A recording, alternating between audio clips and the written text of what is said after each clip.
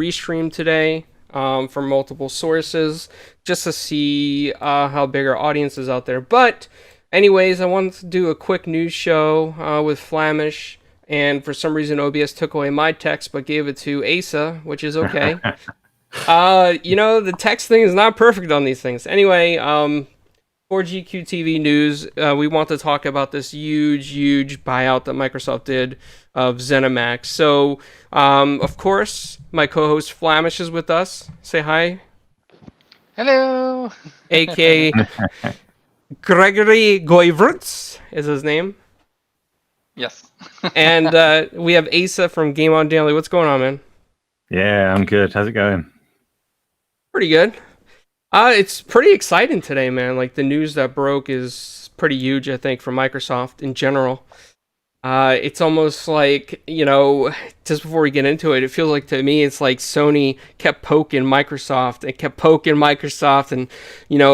kept mocking Phil in the background with their acquisitions, with their touting of exclusives, and finally, this deal is probably in the works for a very long time, but finally Microsoft just dropped that bomb today, right before pre-orders tomorrow, and it's like, look who's talking now, Sony.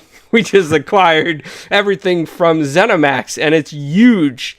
So Asa, I want to go to you since you're our guest on this. And real quick, just to reiterate, so the article I'm looking at, it's Bethesda Game Studios, ID Software, Arcane, Machine Games, which is like Wolfenstein, Tango Gameworks, which...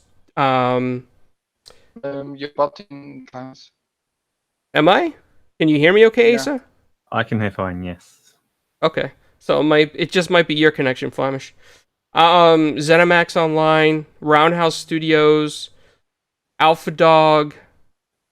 It's pretty much, those are all the studios, but that includes IPs like Elder Scrolls, Skyrim, Doom.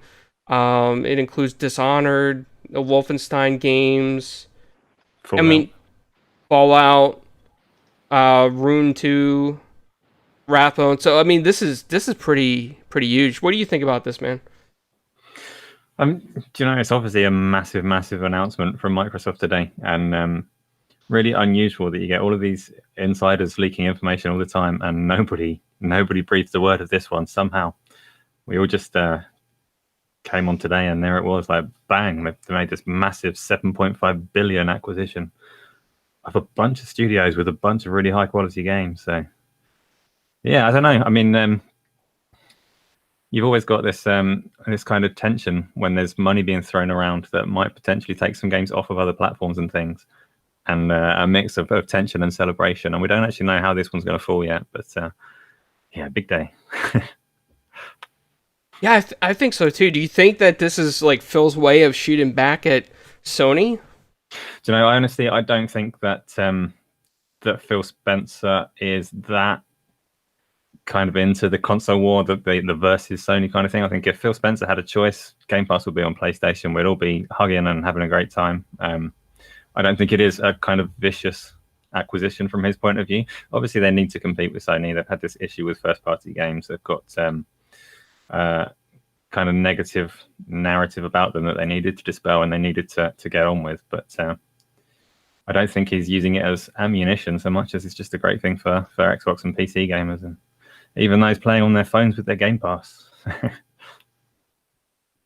Yeah, I watched I think it was this, I want to say either CNET or CNN, I can't remember which one, but it was Phil Spencer talking to a news reporter after all this news broke, and he actually said that Microsoft is going into next gen very bullish, which is that American term for very buying stuff up, being very out Confident. there.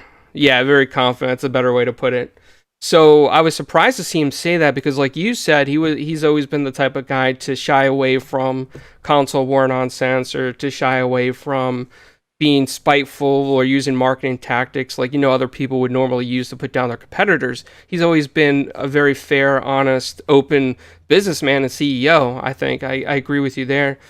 But now there's talk that some of this stuff could end up being exclusive to Xbox, Windows 10, and Game Pass. Do you think there's any truth to that?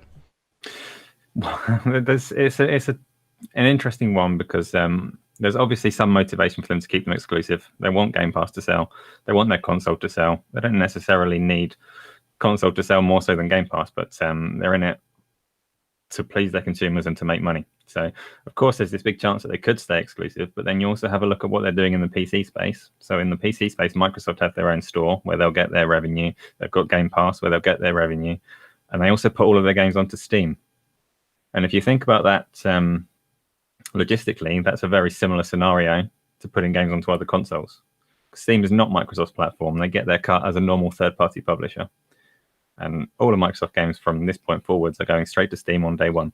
So they're obviously not vicious with the way that they're competing with other platform holders.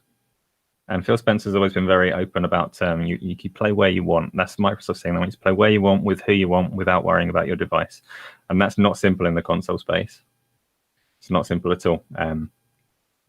But I don't think it's Microsoft that stop it being simple. So whether they'll have exclusives, I mean, some of these games are inevitably, if Sony won't play ball, then they're going to stay exclusive to Xbox. They're Xbox studios now, so they'll be on Xbox and PC. But I can also see things changing over the course of this generation. I can see a lot of that hostility kind of dropping as services get embraced over hardware. Do you think this will give them any leverage with Nintendo and putting Game Pass on the Switch? Do they need more leverage for that, though? So that's a really compelling proposition. So everyone with a Switch, I mean,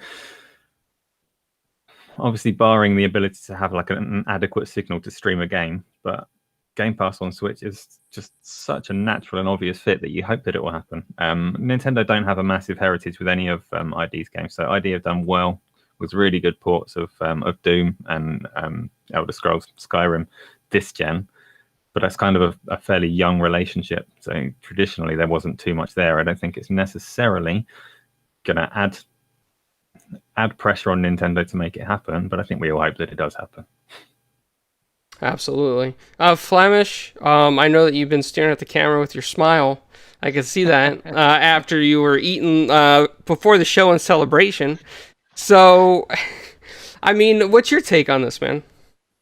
Man, I'm so excited first because Game Pass, Game Pass getting more value is always better for me because all the games that go into Game Pass I don't have to buy, so it's better for my wallet in the first place. But also, this is just great, like just all these studios together in just one big group, like working all together probably as well, like because they can learn from one another. I'm seeing maybe Obsidian like getting into the mix with like the real Elder Scrolls, or maybe Fallout New Vegas too, because Microsoft now owns all the IPs basically.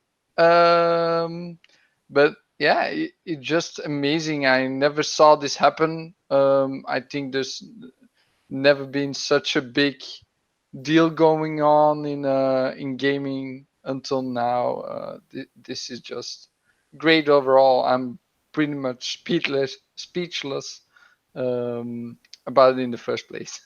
It's interesting that you mentioned those particular IPs as well, and having Obsidian and having Bethesda and having In Exile for the Wasteland games. They've got all of these traditional, like PC based, but obviously over recent years that's changed, but all of these traditional kind of Western RPGs have got such a stranglehold on that now. Just need to buy Larian, and I think they've got pretty much all of the big ones. Oh my god, Larian would be such a catch. That studio is so good at what it does with the Dungeon Dragons style of games, because basically they're going with Baldur's Gate 3 like in the style of Dungeon Dragons 5, 5th edition, and then also the Divinity Original series that they did before. Man, those games are a blast to play.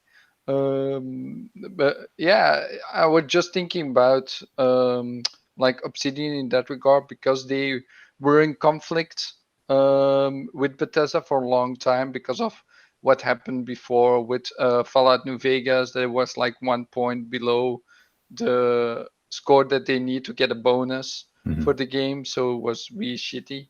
back in the day. But yeah, I mean, now maybe they're getting more buddy again, and we can see some awesome games. Maybe Avowed will be better for it as well, because that game is still getting developed, and maybe we'll get some more inspiration from other things now. So I think it's gonna be great overall for gaming in the first place. And yeah, it's a little bit sad for PlayStation, but if you enjoy gaming, you're gonna enjoy the games where it doesn't matter what console it is. Like you're not gonna show any allegiance or anything. You're just gonna play where the games are. That's when you're a real gamer. So One thing that I think is really cool about this is that Elder Scrolls Online was already in Game Pass. So I'm hoping with this kind of deal that Microsoft and Xbox would just say, all right, let's give everybody in Game Pass Ultimate all the content for ESO. I mean, that would be awesome if they did something like that. I don't know if they would, because, you know, it's probably still up to Bethesda in general or Zenimax Online, but if they did it, I would love it. Do you think it's a possibility, Asa? Do you know, that's been an interesting question about Game Pass for a long time. So all the games obviously come on it. That's great. What happens with the DLC and the extra things that you'd normally pay for afterwards? And yeah, we've got Fallout 76 as well as the Elder Scrolls Online are good examples of that. It would be wonderful if they just put all of that stuff that you'd normally subscribe for or normally pay as DLC and all the rest of it, all the expansions went onto Game Pass. To be honest, even if there was a kind of tier up on Game Pass, so you have to subscribe for that little bit more to get it all or something like that. I don't want to give them ideas, but yeah, it's way preferable to buying that kind of content separately, isn't it? So. I do want to add on that because how Elder Scrolls Online works, they have a subscription model. Mm-hmm. And when you pay the subscription model, you get all the DLCs for free. So you can use them as long as you stay subscribed.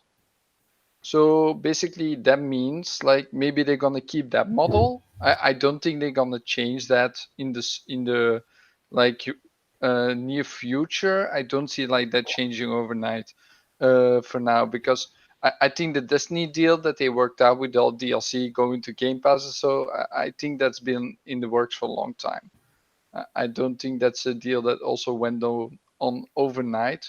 And because this is now a huge acquisition, there's going to be a lot happening in the coming year or years, because this is going to take time to get this all rolling with Game Pass, with everything that's going on.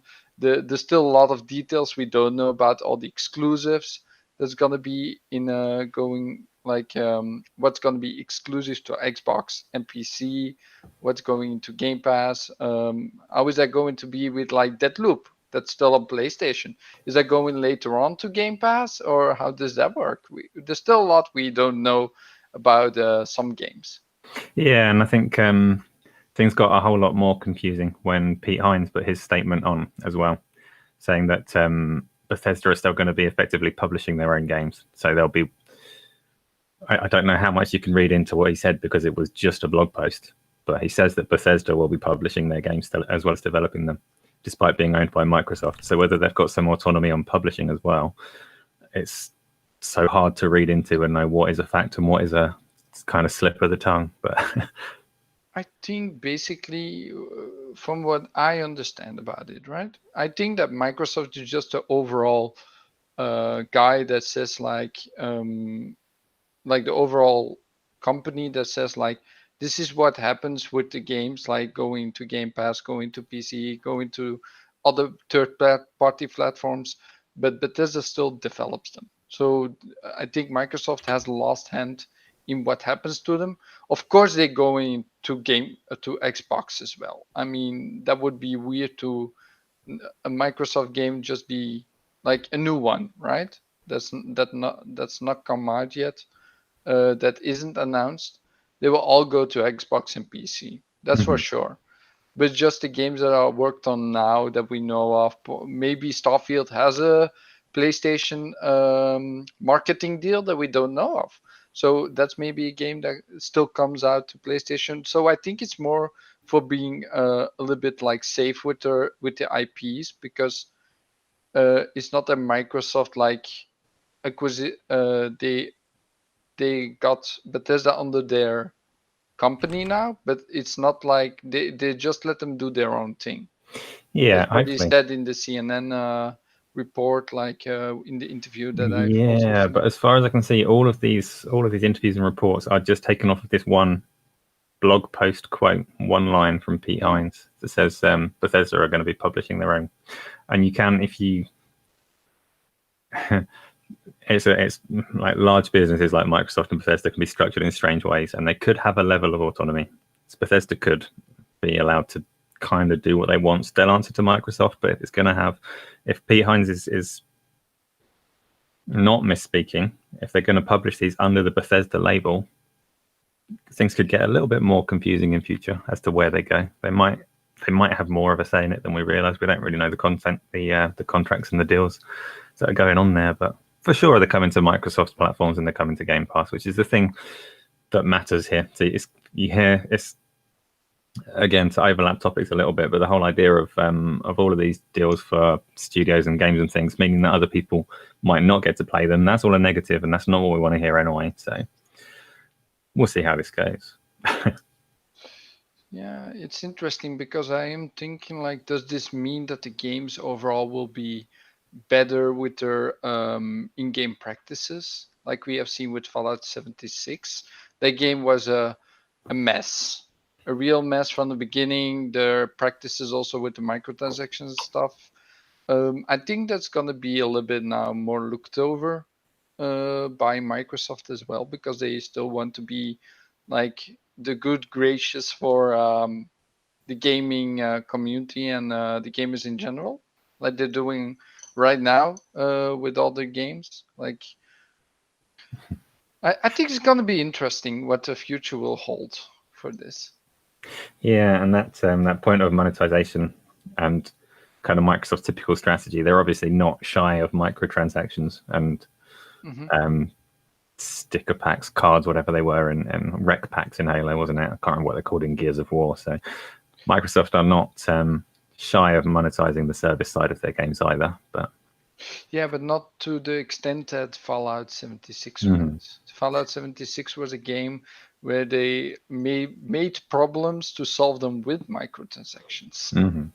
So they made their own stuff up to actually sell a solution to you while they made the problem themselves. So I don't think it's gonna go that far anymore, like after a while. I mean, it still takes time to oversee all this stuff, and yeah, it's gonna be a lot more involved, and it's not from day one that's gonna be smooth sailing, I think. But yeah, it's amazing. Like, do we have actually any idea when they are going to Game Pass? Day and date, Phil said. Yeah, but I mean, like the games like Dishonored, Wolfenstein, yeah, that are not in there. Are they? They haven't mentioned the previous catalog as to whether that's actually going on there at all. They've not confirmed, but the actual acquisition doesn't go ahead until some point next year. So it's all confirmed and done, but it needs to be vetted and all the rest of it. Yeah, it takes a while. It would be nice if they came out today and said, and also you can play all of these ones right now. But maybe that's too much to ask. Maybe I should stop being so greedy. Yeah, and they've been talking for like 2 months already or something before this went down. The news that we have today. So that's also something we have to keep in mind. So yeah, it's about a long time. We're not gonna see changes like tomorrow. That's what I'm gonna say.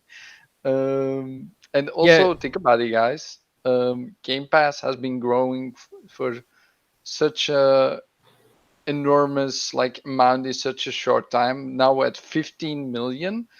The last time there was mentioned was 10 million in April. So 4 months later, we're 5 million extra users on Game Pass Ultimate, which is insane.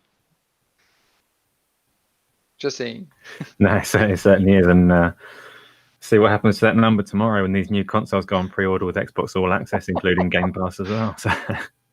Yeah, you know, I think this is like the perfect time though for Microsoft to drop this. I mean, deals like this take time. I imagine even longer than 2 months has probably been in the talks with all the lawyers and the legal stuff and the financial papers and all that. But I imagine that they waited right now to drop this news just because of the pre-orders going live tomorrow, and the fact that not only all the future stuff's coming day and date to Game Pass, but they can get you into next gen for as little as $2.99, or you can buy into the all access if you can't afford the $2.99 up front and pay so much monthly in certain countries. So I think this is kind of like a huge thing for them, and if this news gets out to the right people, like the parents and the casual gamers, which is probably why Phil went on live national TV, it says something to those people. Hey, you know, my kids or I could play more games for a cheaper monthly subscription,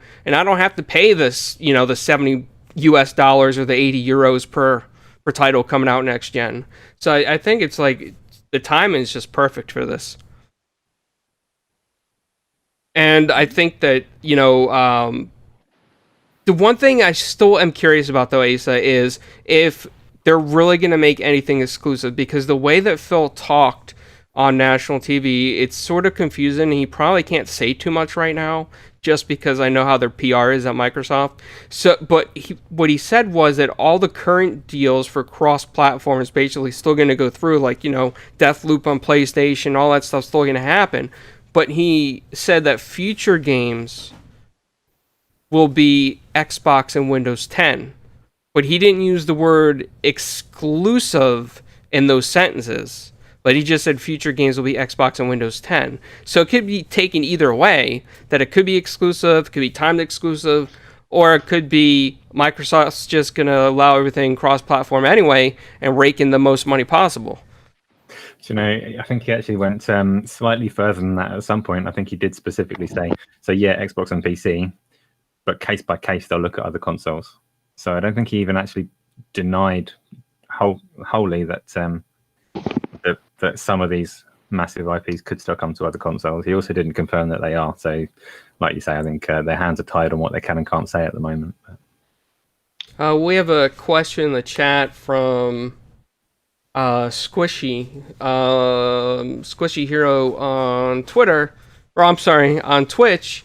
Says, were you guys surprised to find this out? Did you expect Microsoft to buy a big company? Asa, since you're the guest. Since I'm well, you know, GameOn Daily were trying to acquire Zenimax for $7.4 billion, and it was only today that I found out that actually Microsoft has swooped in and cut us off at just above, just pipped it for $7.5 billion. So yeah, massive surprise at GameOn Daily. That's obviously a lie. I'm just making that up. Yeah, there wasn't a hint of a leak. Nobody put anything together. I've not seen anyone even come forward and say, I told you so, or I once tweeted this or commented it on a forum. I knew it was going to happen, honest. Nobody's whispered a word. It's a massive surprise. Yeah, for me as well. I was totally surprised when we called earlier, Clownz, during the day to discuss what we're going to do this evening. And then you just dropped the ball to me like, hey, we got a huge announcement. And then I was like, hey, we have to cover this this evening. We have to do a show. Because I think it's something that no one expected. I mean, the highest thing we expected is like Bungie going to Microsoft, which is something we still don't know if that's happening. But not an entire company that's like also $1 billion, like different franchises and stuff. No, I don't think no one expected this at all. This is insane. Least of all Sony. Yes. maybe they had caught wind, but yeah, it's I don't see, like, Sony can never do this, of course. I mean, they don't have the capital for it. But yeah, we always wanted Microsoft to have more games, so I guess we're in the right direction. See, I mean, we all heard rumors for a long time, and even Jeff Grubb alluded to that, you know, there's something big in the works. He didn't know specifically or couldn't allude to specifically, and everybody kept thinking for the longest time that it was Bungie. Everybody kept thinking, you know, this has got to be a Bungie thing, and then Bungie came out and they're like, no, it's not us. And then we were just hit with this news basically today. And like you said, Asa, Microsoft somehow kept this quiet.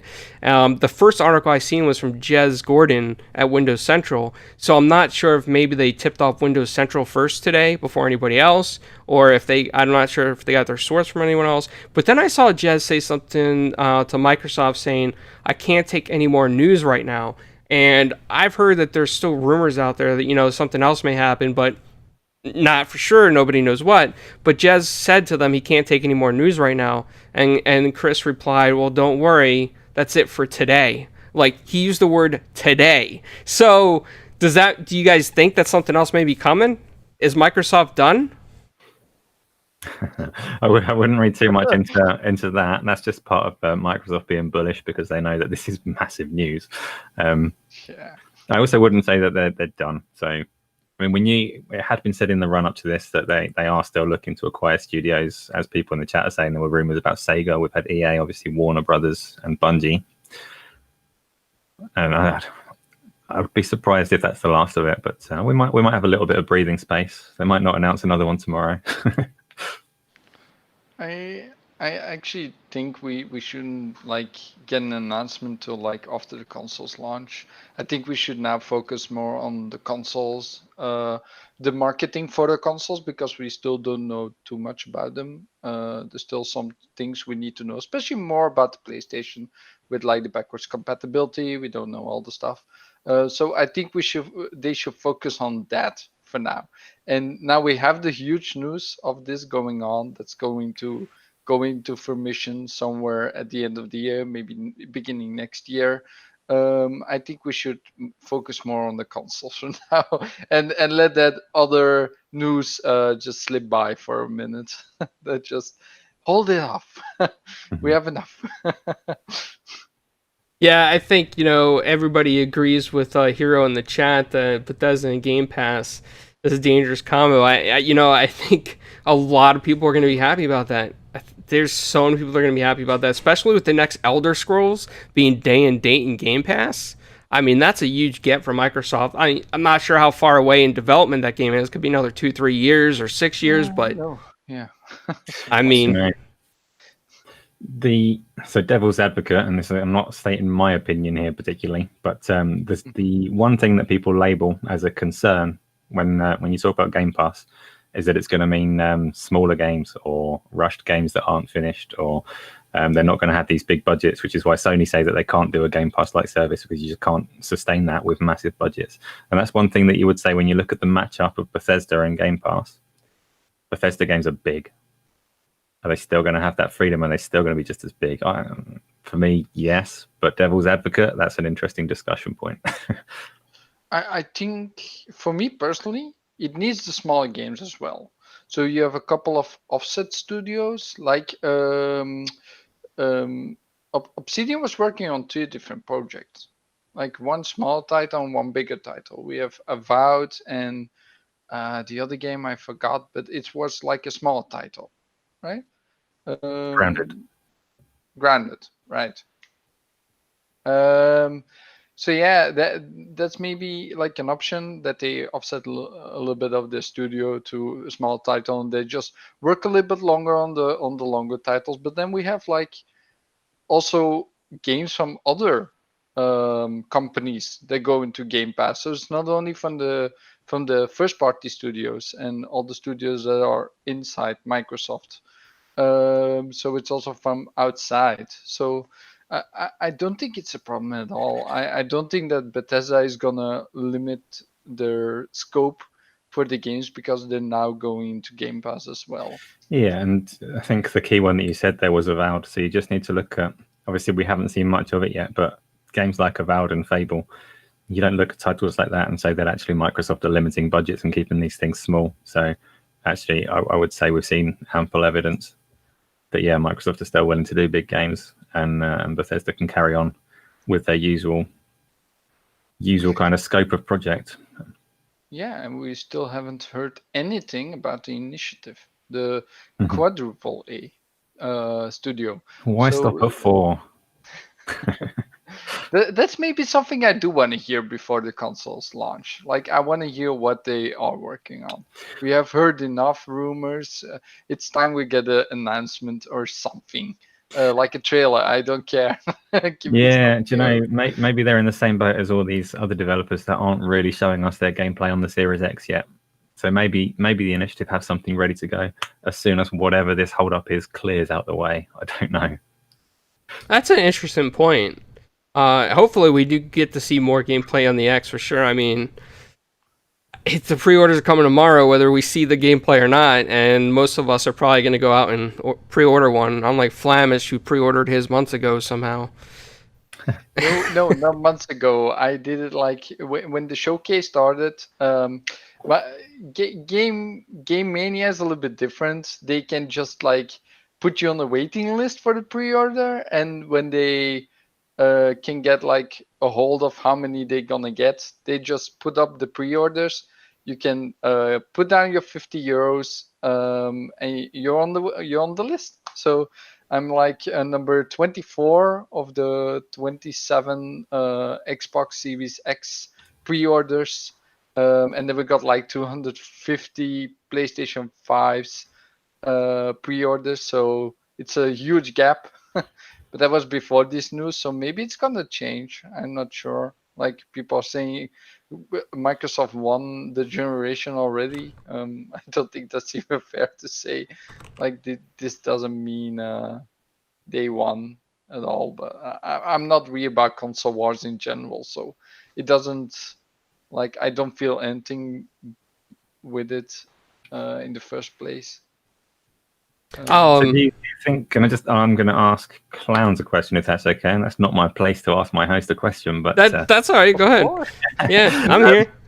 What do you think of this deal from the PlayStation player's perspective? Is it kick in the teeth? Is it a negative, a Microsoft evil for the PlayStation player? I think for the hardcore PlayStation fans, the ones that can be a little toxic, I think absolutely. I think they're probably sitting there spilling out salt right now, crying, being like, this ain't fair. I hope I get to play Doom. I hope I get to play the next Fallout. Probably think of the worst case scenario that Phil's going to pull a Sony and not allow exclusives onto their platform, which I don't think so, Asa. I'm in your camp on this. I think that Phil is going to go ahead and allow cross-platform anyway. But I'm sure that's what they're thinking, worst case scenario. They're probably so angry, like punching the wall. There's holes in their walls right now and whatnot. But I think for not the toxic PlayStation fans, but I think just for the regular hardcore gamers on PlayStation, I think they kind of probably feel a little insulted by Sony because, first off, Sony misled everybody with the generation talk, and I was on your show, and they didn't even drop the news about the PS4 versions until after the show, and they did it through like influencers on Twitter, and then Sony came out and made official statements. So all these PlayStation fans that rushed out the pre-order immediately at GameStop as soon as they heard the news didn't get to hear the fact that some of these titles are going to PS4. So they already plopped their money down, bought their PlayStation 5s, felt insulted by Sony. Then there was others who couldn't even get their pre-order in because Sony lied about telling people, hey, we're going to give you advance notice. And no, they did not give advance notice.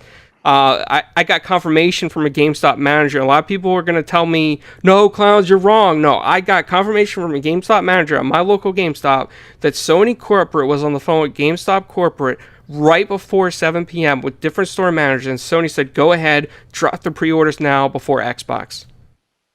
So there's a lot of upset PlayStation fans who couldn't even get a PS5 console. And now they hear this news today. Xbox is ramping it up. Xbox is being bullish. Xbox is going out and trying to get exclusive content for their services. And they're probably thinking, well, if I couldn't get a PS5 and Sony pissed me off, I might as well just go for Series X at this point. At least Microsoft told me when I could line up at the store. So, yeah, I think that there's going to be a lot of upset fans. I think there's going to be people switching to Xbox because of this. And they might still get a PlayStation 5 later down the line, but I think it's going to be their second platform at that point. Because once you're sucked into the Xbox ecosystem, it's a huge ecosystem. And I mean, I've been on that ecosystem for so many years now, and in my library with all the backwards compatible stuff, I have, I think, upwards of like 600 games digitally. So I am not going to choose any other place to play, as a main platform. I'm going to stick to my Xbox, and I think future generations are going to go that way too, go digital, and they're going to see all their titles across the Xbox ecosystem and never want to switch once they get there. With PlayStation, this generation talk, the PlayStation Plus collection with selected PS4 titles, we don't even know what their backwards compatibility is going to be like. They haven't even come out and officially made statements. So I think that Microsoft's going to be a safe place for everybody. Asa, I'm going to flip that question to you now. With everything that Sony's done on their event, all their 180s, all their misleading statements, intentionally waiting till after the show to drop some news, how do you think PlayStation fans are going to feel right now, the ones that could and couldn't get a console, and now they're looking at this Xbox news with their mouth wide open? What do you think they're feeling? And what were they feeling when they saw the Final Fantasy 16 news the other day? How do those two feelings marry up? I like. So we had on the GameOn Daily show on Saturday, we had a conversation about the difference when Microsoft are acquiring things, studios, games, whatever it may be, and when Sony are. And there's the perception for me is that when Sony, and we'll use Final Fantasy 16 as an example because it's just very current and it makes a lot of sense. When Sony acquire an exclusive, it feels bad because all they're really doing at Final Fantasy 16 was already coming to PlayStation. So Sony are just paying loads of money to say, don't let those over there play it. I don't want them to play it. And when Microsoft drop this money on a studio or a game or whatever it may be, it feels like they're saying, I want as many people as possible to play it, and they can have it on Game Pass. So it's positive for the individual at the end of it. There's a whole load of Bethesda games now that I don't need to pay for. Final Fantasy 16, I have to pay probably at least 70 quid for, and I would have had to do that anyway if Sony weren't throwing that money around. So it's an interesting one. That doesn't really answer your question about how the PlayStation fans will feel. And I imagine if you are that kind of diehard fan that wants to stick to the one console and wants Xbox to burn or whatever else, then you're probably having a pretty bad day today. For the rest of us, I think it's good news. Yeah, I mean, I agree with you. I think there's a lot of people that's like having a bad day. And I think Phil just ended the console war in general, because if indeed he does allow this stuff cross-platform, what war is there ever really fight anymore? Sony's still going to buy one or two exclusives, and Xbox is going to keep coming in, buy more studios so they can't do that? I feel like in a way maybe that's what Phil was trying to do, saying, hey, we're not going to let Sony make exclusive crap anymore. Flamish, what do you think? Yeah, first of all, that's what Jay said as well. Like Graphic God, he said as well. Like he said it's from a manager at the source that that Phil's big movies to end the console wars, and if they take up all the IPs and all the big companies, Sony can't buy them anymore. Sony can't make a console wars because I feel they're mostly like instigating it, also with the media in the background, because they are also going around like spewing hate and like bullshit stories, I would say, in my opinion. That's why we do this show at Clownz. So I made my bold prediction on Twitter today, and I'm sure some people will disagree with this. And that's fine. Going out on a limb, I think at some point in the next 5 years, Microsoft will end the console wars by saying our games are coming to PlayStation now, not just Bethesda. I think Microsoft will publish their games on PlayStation, and that will be the console wars over. And those PlayStation-only fans that have been hoping for Xbox to die will celebrate, saying, yes, we won the console war. But the fact of the matter will be that will be Microsoft winning the console war. There won't be a console war anymore. Microsoft will have moved it onto services, and they'll be dominating. That is what I think is going to happen over the next 5 years. And we can look back on this in 5 years' time and laugh at me for being so wrong. Or I can gloat and say, yeah, that was quite a bold prediction, but there we go, it happened. Asa, I actually see it happening as well. Like I see that happening right now. Like Microsoft is growing so fast, even more than they did before. With like all this Game Pass stuff, like it's gonna be huge everywhere in the world, especially now that the games are getting more expensive overall. It's getting more incentive to get into Game Pass and having all those games. And Microsoft, like Phil, is always someone. He's a gamer in the first place. He likes to play games, and he doesn't like that games getting shut off from one platform. That a gamer can play a game where he wants it to play. So he wants it to be played everywhere. So that's something I think Phil is really like going for. And this is just a step into his big plan. Like we don't know exactly what his big plan is, but this is just one step closer to everywhere you can go, you will be able to play all the games. well, that's something I wanted to go on and talk about. Asa also said, and Flamish, you agreed, is that this is kind of going like the services route in the future. This is a big build up for a huge service ecosystem.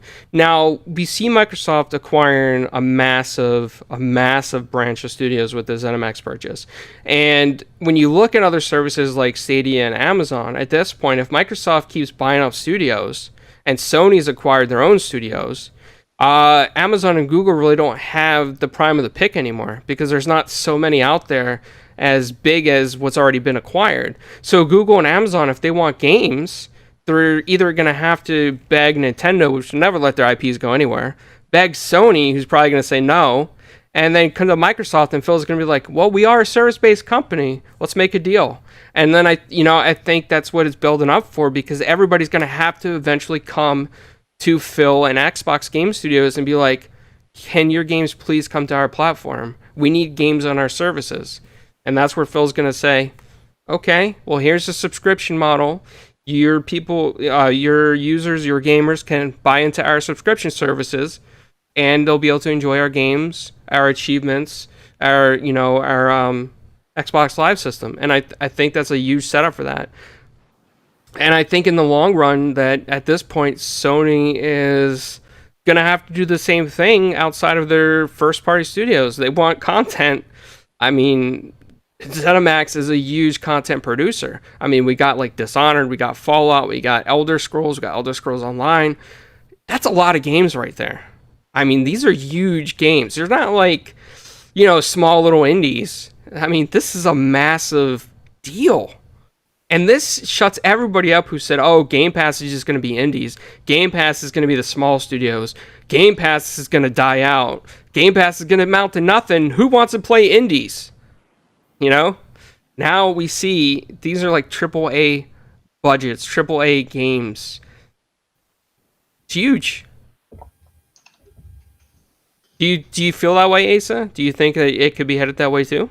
I do. Yeah, that's exactly. And I think, like I say, you've taken some of the wind out of my bold prediction now, because now it's a shared prediction. But yeah, that's where I think it's going, and it'll be a big day, and it'll be interesting to see how people respond, how people receive it. I don't think Microsoft are gonna make those moves right now, because I think they're very aware of just how quickly a negative narrative can spread across the internet, and there is a risk of a negative perception in these things happening. So I think they're going to let their serious consoles get nice and established before they make these moves. But I do think they're coming.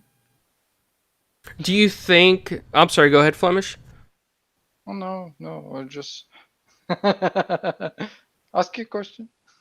Do you think that and this is probably even a bolder prediction, and if we're wrong, we could get eggs on our faces later, Asa. So, do you think that this could lead to a point where Microsoft would exit the hardware end of the business and stick to services, since you could put services on any device?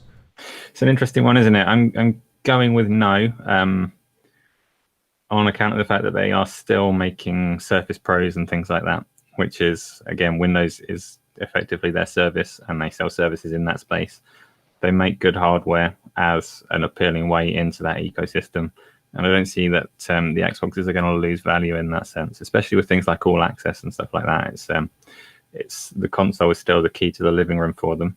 Until streaming gets to a level that it's going to work for everyone without issue, there's going to be need for that hardware in that living room. So what my prediction is about that, right? Like, let's say in 10 years, we will buy this little box and we have the xCloud system that is like really well done, and the internet is like uncapped. We have like no internet caps anymore, like almost everywhere in the world, because it's still a problem with like some regions where you have like the data caps where you cannot like download a lot of games, or they're really slow to download because it's not a good data cap in the first place. Or yeah, so we will just buy this little box, and it's gonna cost you almost next to nothing. It's not gonna cost you like a whole new console, and everything will be streamed. Like, you will not buy a huge console anymore, like an Xbox Series X or an PlayStation 5. Um, they they did something back in the day with those Steam boxes. That's like an early version that I see, like that you put next to your TV. You can actually play uh, on your big TV with like the Steam controller back in the day, but that didn't fly off. But I think something like that will happen in the future, like 10 years from now or something like that, where we don't have to buy an expensive console and just everything will be streamable when internet gets better for everyone. That's where I think I see this going. I don't disagree with you in that it will be an option, and I mean, you could argue that it's becoming an option now. They just stick xCloud on a Samsung TV or whatever, and you've got that option. But it's an option that's going to grow in popularity particularly over the next 10 years when internet infrastructure grows and all the rest of it. But I don't think in that time frame local hardware is going to go away completely. Just as with Blu-rays and ultra high definition Blu-rays and all the rest of it, they still exist for the people that want the pinnacle of experience. Yeah. So the majority are happy with Netflix, but some people aren't. Some people still want pristine image quality, and you get that from a disc. I think we'll get to a tipping point where, yeah, streaming services might overtake consoles and they might become less important, but they'll still exist for people like me that don't want compression artifacts on their screen. Also, what I was thinking about, like gaming in general and like Game Pass and all this going on, this also kills somewhere the second-hand market, because if all those games go into Game Pass, like these are huge games going to Game Pass, there will be not so many physical games sold. So No, I mean, you're right. Absolutely. So this is also killing the physical games. Like, it's not gonna kill them. They will always be there for some people, but it will almost effectively make GameStop and Game Mania still a little bit like less valuable, and they will have struggles over the next. I see they becoming like a dying breed overall, like Blockbuster back in the day, and all those rental places where we rent our videotapes and stuff. Like, I still remember that. I see that going away someday. Yeah, you know, so it's been a little while since I've been out to town, but last time I did go to the to its game in the UK, as our equivalent of GameStop and Game Mania and all the rest of it. But they've already transformed in their attempts to survive this transition to digital. You go in there now, it used to be there's just games wall to wall. You look at the games that you wanted. There's a big second-hand section where they make most of their money and all the rest of it. You go in there now and it's mostly posters and statues and controllers. So it's already transitioned to the things that you can't get digitally in their effort to survive. But yeah, it's going to get harder and harder for them. Yeah, it's a very good point. I'm sorry, go ahead, Asa. I was just gonna, it's not something to celebrate in their sense, but it is inevitable. I don't think there's much fighting that really. So I mean, we've seen it with all sorts of media. It's not only gaming; it's CDs. There's not so many CDs sold anymore because everything is online, with like Spotify being the biggest one. So I think everything will become more digitally, and this is just one step closer to having like everything digital in gaming. So, and it's getting bigger like every year. So I I see this as becoming a dying stuff, like in the near future. And then we have like maybe the like collector's editions will not like have a game anymore in them, like just a download code, and you will not see disc anymore because some games collector's editions will not actually have a disc anymore on the Xbox side. I think the Far Cry 6 one, right? Yeah, I think in the Yeah. UK, I think the UK versions are supposed to be a digital code, if I read that Yeah. correctly. So that's one of the things that I think is going to happen. We will still have our physical stuff, but without a real disc. I think something like that is going to happen more over time with this going on. I was gonna say when Asa mentioned about the GameStops of the world and the Game Manias, I agree with you because I mean their stocks have been plummeting actually because digital sales are starting to take off and they're trying to make money in extra areas with Funko Pops, posters, keychains, board games, T-shirts, like all this ridiculous stuff that I would have never thought my GameStop would sell is in there, and it's like wall to wall. Sometimes I can't even walk around without bumping into like a Funko Pop falling off the table or something. It's insane. And then also on top of that, it drives the prices of these games down on trade-in because everybody's just going to play them digitally, and it's a real big loss for them. As of right now, GameStop's closing 300 more stores. On top of that, they're always doing the buy two get one or buy two get two free on the pre-owned video games because they can't sell them anymore. Because people just buy stuff digitally. So I've actually been picking up on my retro collection and buying a lot of this stuff while it's cheap. Because I know once GameStop goes away permanently and these secondhand sellers on Amazon, they're going to jack the prices up on retro games once it starts being a huge collection again for people with like Super Nintendo, all that stuff. So, Yeah. Indie Gamer says physical is doomed. Let's see.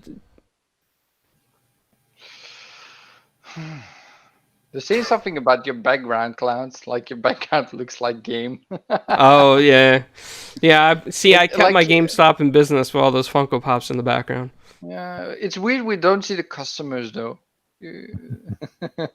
No. No. So, do you think that this is gonna be any problems for PS Now? Do you think that Xbox could, in fact, say, no, we're taking, we're gonna take the Bethesda and Zenimax games out of PS Now. Well, you're never gonna have them, but we'll allow them on your platform at full retail price or digital price. Do you think that's a possibility, Asa? Oh, that is a question. I guess I don't think Microsoft are ever closed to doing business with anyone. So I think if Sony wanted to pay sufficient money to get any of these games onto PS Now, assuming that they have PlayStation releases down the line, or you're talking about the back catalogue, I don't think they'd necessarily turn it down if the deal was right. But I'm not sure that Sony will have any appetite to make that deal anyway. So I don't think we'll be seeing them. Yeah, I agree. Like Sony doesn't have the funds and the infrastructure like Microsoft has to bring something like this. They just can't. It's not possible. In terms of, PlayStation Now is not a complete joke of a service. Obviously, the streaming is 720p stereo sound. I'm not a fan of it as a streaming service, but it does have its downloadable things as well. And there are some big games on there. For like Control is on there. It's the biggest one that I can think of. So it's not that Sony have no appetite for putting games on that service at all. But at this moment in time, they're not being as aggressive as Microsoft in that space, and I don't think I think there's still avenues they could explore beyond like talking to Microsoft about Bethesda games if they do want to beef up that service at all. Yeah. But I don't think if Sony come knocking on Sony's on Microsoft's door, I don't think they're going to turn them away and say we don't do business with you, as we've seen with the Azure partnership that they've got. Microsoft will work with Sony, and so they're not bitter rivals on a personal level. If Sony come knocking, Microsoft will talk to them.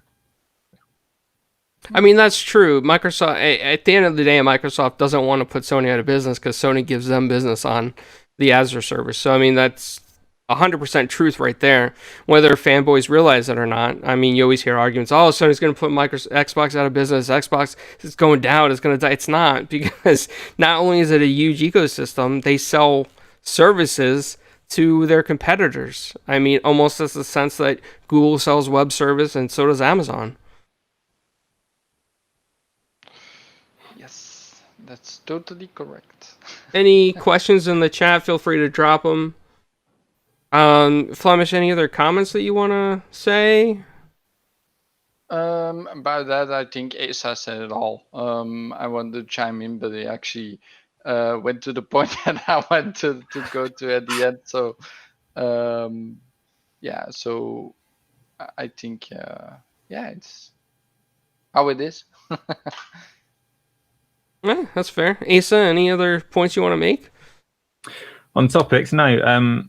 Obviously, it sounds like we're rounding off, so I will make a point of thanking you for inviting me onto this. So this has been great for me. I think I do quite a lot when we do these Saturday GameOn Daily shows. They are a busy time for me. There's always this pressure to keep things running live. So to be able to put my feet up and let you do all the work, it's been nice. So thanks for the invitation. Absolutely. And I do love your Game of Thrones chair that you got there. I got to get one myself one day. Instead, I got this mini retail store in the background.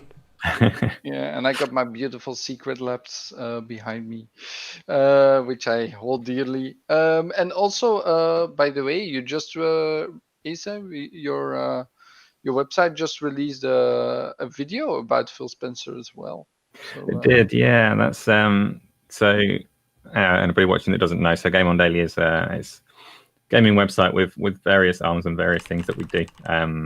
So for the people that are really into gaming news and follow it religiously and just want every little detail, there's a website. Go there, check it out, get all the news. The people that don't have time for that for whatever reason, we've also got quite a lot of content we stick on Twitch and on Twitter and our YouTube channel. And the video that Flamish is talking about is one that Gaz has been working on for a little while.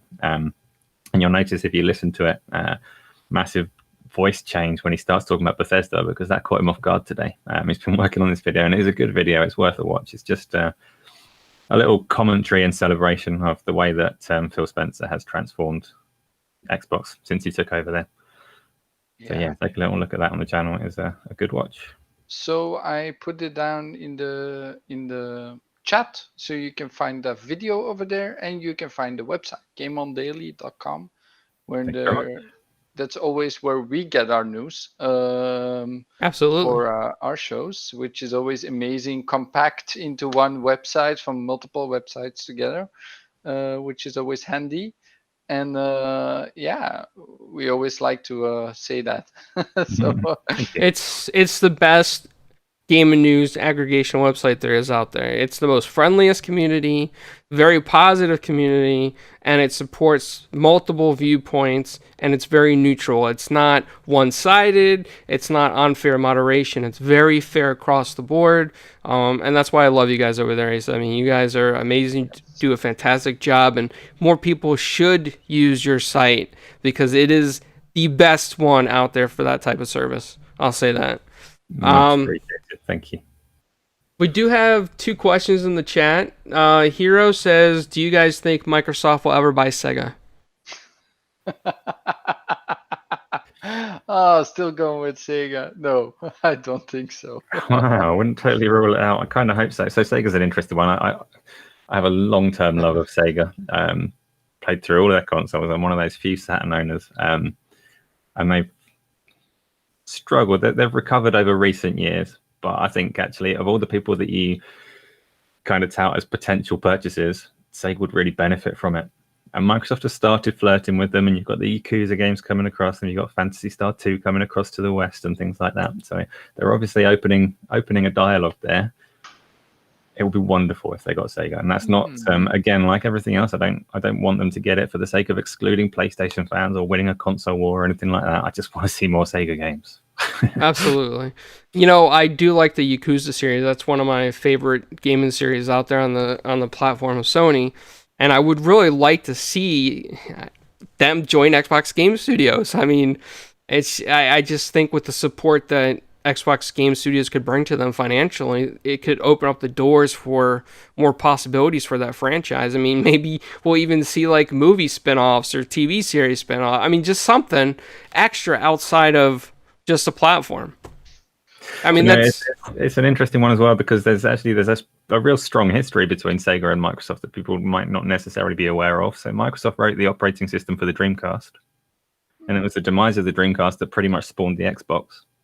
So there's this intertwined history between the two that doesn't get spoken about very much, but they've been working together for a very long time. So there's obviously some good contacts in there. But I've certainly not heard of anything actually happening at the moment. Would love to see it if it did. Interesting. I didn't know that, so that's cool. You learn something every day, they say. So one day I'll learn how to say your name, Gregory Goiverts. Blackbird says, just got here. Do you think we could get crossover games like Halo and Doom together? Oh, that would be amazing. How they would do it, I don't know, but that would be so amazing if they could. Like maybe a skin inside Doom from the Master Chief himself, like as a Doom guy. Oh, that would be so great. But I don't see.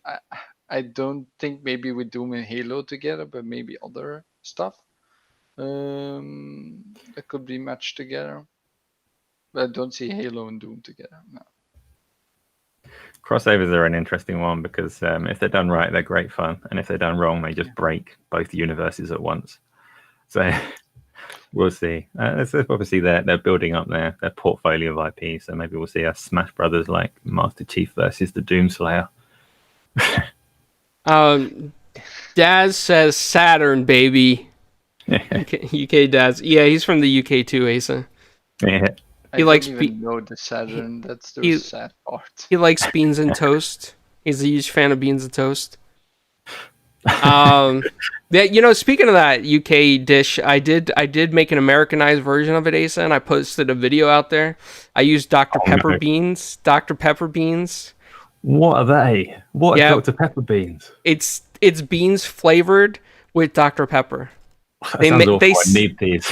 They sell them in America under the company called a Serious Bean Company, and they also make a buffalo sauce chicken bean flavor. I tried that. That was not good on beans with toast. I will tell you right now, never try that on beans and toast, man. It is just not good. But the Dr. Pepper beans, oh yeah, they are savory. Blackbird says, do you think there will be exclusive content in games like Starfield and ES6? I hope not. Really hope not. Flamish? Exclusive content. I mean, Phil doesn't like that in the first place. There will be nothing like PlayStation is doing with like Avengers. That's something that PlayStation does, but Phil doesn't like that at all. I think there's many developers as well that don't like that stuff because there's a lot of backlash. Always, people just hate it overall. It's good for the company that does it, like they get more sales and stuff, like PlayStation sometimes does. We got the new. I reckon in terms of exclusive content, we'll probably get a Doomslayer Sea of Thieves ship. Sea of Thieves will do the crossovers. I'm not against that at all, though, Asa. I like Sea of Thieves. I know it's not for everybody, but some of the like skins that they put, like the Battletoads ship set, was awesome. I mean, it really makes. One. Yeah, I mean, feel like Ori, sure. But the Battletoads one, Ace of that was like Battletoads, like Xbot 448.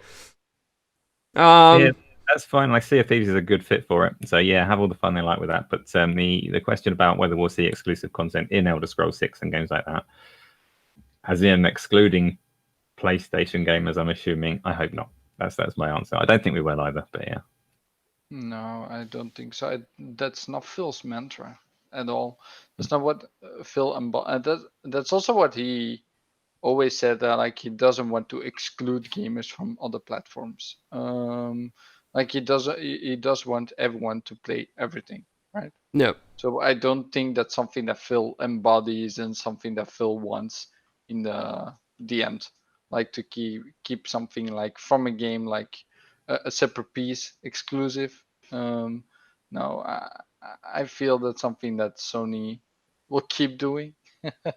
But for the sad part, for me personally, I think they will keep doing that because that's one of the things how they survive with their games, like getting more sales and getting more console sales, because that's what they're going for, more console sales, and now changing everyone from PlayStation 4 to PlayStation 5 as well. Um, so I think, yeah, it's only something for PlayStation. Well, before we get out of here, I know I'm gonna let everybody do outros, but I just want to say this to everybody out there: GameOn Daily is the place that you want to go for your news. It's got the best news out there. They have an awesome podcast as well that Asa puts together every Saturday, right, Asa? Every Saturday, 8 o'clock British time. It is a beautiful foreign podcast. There's a lot of work that goes into that, and it is a beautiful podcast. Everybody here, you guys should check it out. Very awesome, neutral talk. It's just a great show. Asa, go ahead and let everybody know where they can find you. You've done all the work for me there. So me personally, I'm Asa_GameOn Daily on every platform you can think of: YouTube, Twitch, Twitter, PlayStation, Xbox, all of them. But yeah, the one to follow is GameOn Daily. So it's GameOn_Daily on Twitter, or GameOnDaily.com for the website. Take a look at it. There's some good content there. The best content, in my opinion, Asa. Thank you very much. That's also the reason why we picked it in the first place. That's true. Where can they find you, Flamish? Yeah, so for me, you can find me on this channel, of course, like every Burpee Spice. Yeah, Burpee Spice, of course. Like when you subscribe to the channel, you will see my beautiful Burpee Spice burp over there. But yeah, you can find me on my own channel, Flamish, where I do a Sunday show. I sometimes stream my some games.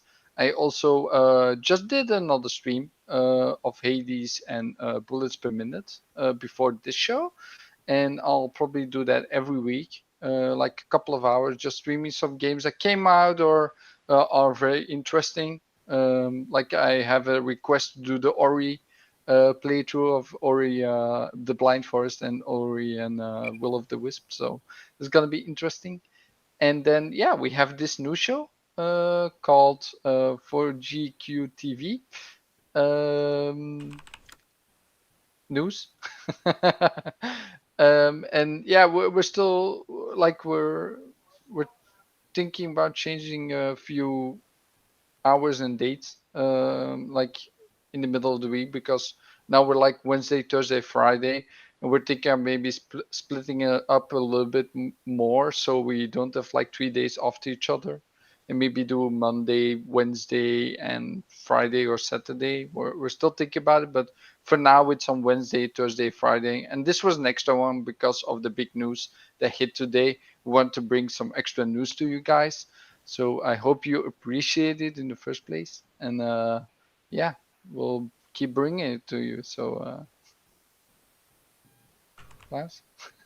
Yep. I was just saying bye to crazy Greek dude in the chat. His phone's at 2%. I want to thank you for listening. Thank you to the heroes who came out, Squishy and Determined, Daz, everybody else in the chat, Invader, Indie Gamer. You guys rock, and we appreciate your support 100%. You guys can see me below at Italian Clownz on Twitter, almost everything else as well. 4GQ TV news Wednesday through Friday, and then for Guys with Quarters podcast, which is on Tuesdays at 5 p.m. Primetime Game with Boomstick and Friends on Mondays, tonight at 8 p.m., and then Gaming Beyond the Box on Wednesdays at 8 p.m.